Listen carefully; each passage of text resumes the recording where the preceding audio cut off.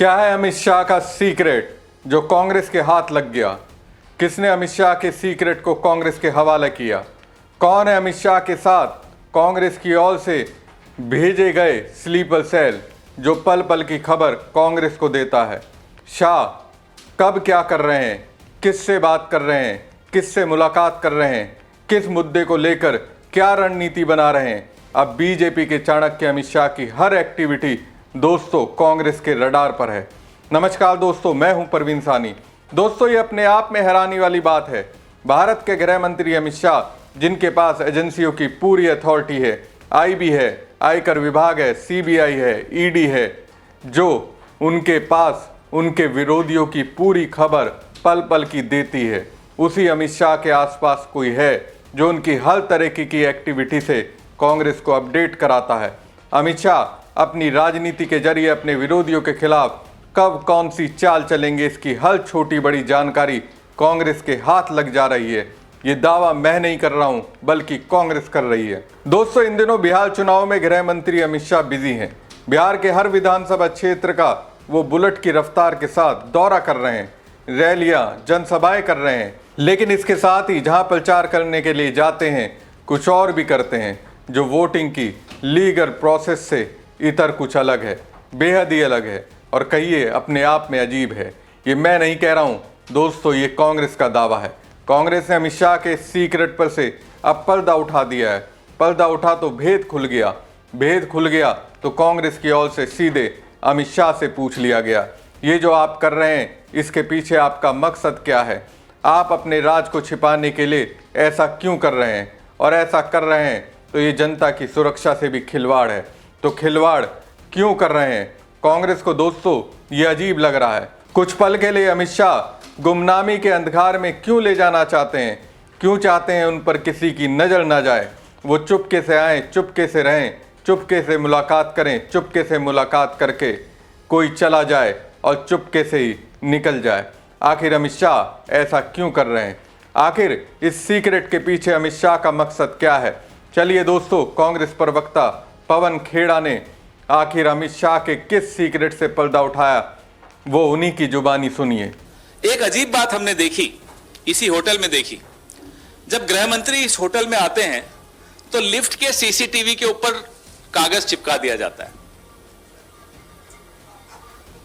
तो हमें नहीं समझ में आया कि गृह मंत्री यहां किससे मिलने आ रहे हैं, किसका मुंह छिपाया जा रहा है, किससे डर डर के छिप छिप कर मिलना पड़ रहा है? क्या वो अधिकारी हैं?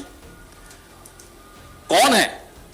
इसका जवाब हम उम्मीद करते हैं गृह मंत्री देंगे। चलिए, आप ट्रैफिक रोक देते हो, लिफ्ट्स रोक देते हो, रास्ते बंद कर देते हो, सब मंजूर है। सीसीटीवी कैमरा के ऊपर कागज क्यों होटल वालों को मजबूर करके लगाया जाता है, ये हम जानना चाहते हैं। किससे मिल रहे हैं गृह मंत्री? इस देश के गृह मंत्री ये छिप छिप कर मीटिंग्स क्यों कर रहे हैं? अधिकारी अब आपसे नहीं डरते, गृह मंत्री जी को ही समझ लेना चाहिए। तो अधिकारी अगर आपसे मिल भी रहे हैं, हमारी जानकारी में रहता है, वो अधिकारी हमें भी बता देते हैं कि साहब गृह मंत्री ने बुलाया, धमकाया, हड़काया, जो भी किया हमें बता देते हैं। सीसीटीवी के ऊपर जो कि सुरक्षा के साथ इस होटल में और लोग भी रह रहे हैं, उन सबकी सुरक्षा के साथ भी खिलवाड़ है। ये जानकारी हम उम्मीद करते हैं कि आप सब साथी अगली बार गृह मंत्री मुखातिब हो आपसे तो पूछिएगा कि आप ऐसे कौन सी मीटिंग्स करते हो जो आपको छिप छिप कर करनी पड़ती, खुलकर क्यों नहीं करते मीटिंग्स? किससे डरते हो? तो सुना आपने पवन खेड़ा ने क्या कहा। पवन खेड़ा ने कहा, जब गृह मंत्री अमित शाह होटल में किसी से मिलने आते हैं तो लिफ्ट के सीसीटीवी कैमरे में कागज चिपका दिया जाता है। तो सवाल है, आखिर ऐसा क्यों वो करते हैं? ऐसा करने की जरूरत क्या है? कांग्रेस का सवाल तो वाजिब है, आखिर वो कौन है जिसे गृह मंत्री अमित शाह को छिप कर मिलना पड़ रहा है? क्या वो कोई अधिकारी है? सवाल तो वाजिब है। खुलकर लोगों से क्यों नहीं मिलते? आखिर डर किस बात का है? दोस्तों, एक कहावत है, चोर की धाड़ी में तिनका। जब कोई गलती करता है तो उसको हमेशा एक अलग तरीके का डर होता है, वो आशंकाओं में घिरा होता है और ज़रूरत से ज़्यादा अलग मोड में चले जाता है। अब उसका ज़रूरत से ज़्यादा सतर्क होना ही ये बता देता है कुछ तो मामला गड़बड़ है, वरना इतनी सतर्कता क्यों? जिस तरह से दोस्तों होटलों और उसकी लिफ्ट में सीसीटीवी कैमरे पर कागज लगाए जाते हैं, ये वहाँ रहने वाले लोगों की सुरक्षा के लिए खतरा है। आखिर सीसीटीवी क्यों लगाए जाते हैं? सीसीटीवी लगाने का मकसद ये होता है कि अगर किसी तरीके की असंदिग्ध एक्टिविटी हो तो उसके गुनहगारों को पकड़ा जा सके।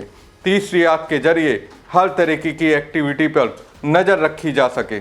लेकिन अमित शाह के होटल जाते ही उस तीसरी आंख को ही फोड़ दिया जाता है। अब इसे क्या कहेंगे? इसी दौरान दोस्तों पवन खेड़ा ने एक और दावा किया जिसे सुनकर दोस्तों देश के गृह मंत्री अमित शाह तो सहम गए होंगे।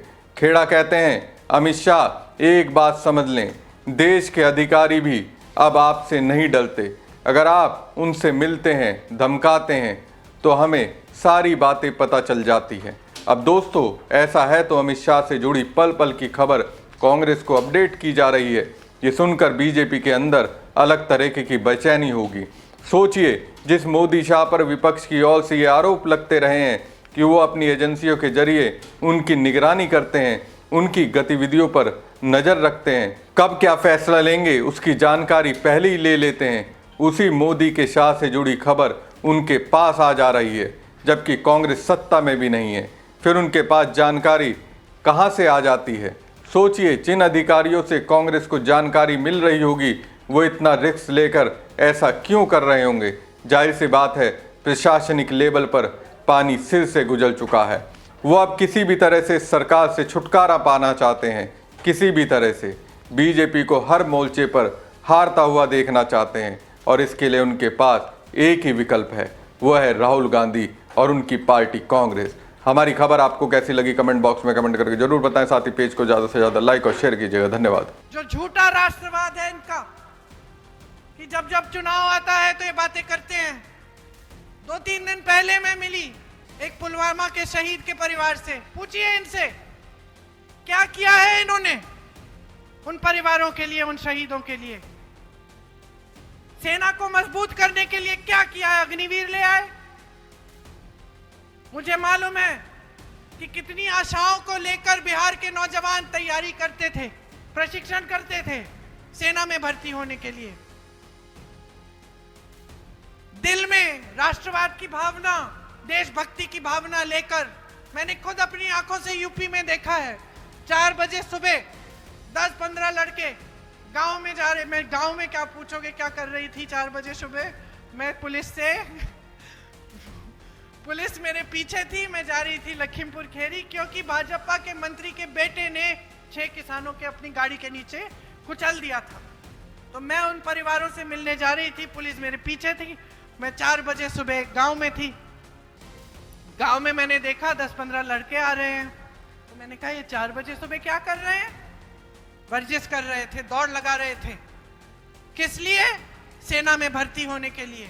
बातचीत हुई, उस समय अग्निवीर नहीं था और सब बच्चों ने बोला कि हमारा बड़ा दिल है कि हम देश की सेवा करें, हम सेना में भर्ती होंगे, अच्छा वेतन मिलेगा, अच्छी नौकरी भी मिलेगी, घर परिवार की हम देखभाल कर पाएंगे। मोदी जी ने क्या किया? अग्निवीर ले आए। नौजवानों के सपने चूर चूर हो रहे हैं पूरे देश भर में। बिहार में पेपर लीक पे पेपर लीक हो रहा है। आप परीक्षा देने जाते हैं, आपका पेपर लीक होता है, फीस भरते हो, फॉर्म की फीस भरते हो, परीक्षा केंद्र में पहुंचने के लिए आप पैसे खर्चते हो, ट्यूशन के लिए आपके परिवार किसी न किसी तरह जुगाड़ करके पैसे इकट्ठे करते हैं ताकि ट्यूशन की फीस भरें। आप पेपर देते हो, रिजल्ट नहीं आता, पेपर लीक होता है, कोई कहीं पे पैसे खा रहा है उन पेपरों को लीक करा के, और आपका भविष्य बर्बाद हो रहा है। और ये एक बार नहीं, एक परीक्षा के साथ नहीं, बार बार हो रहा है।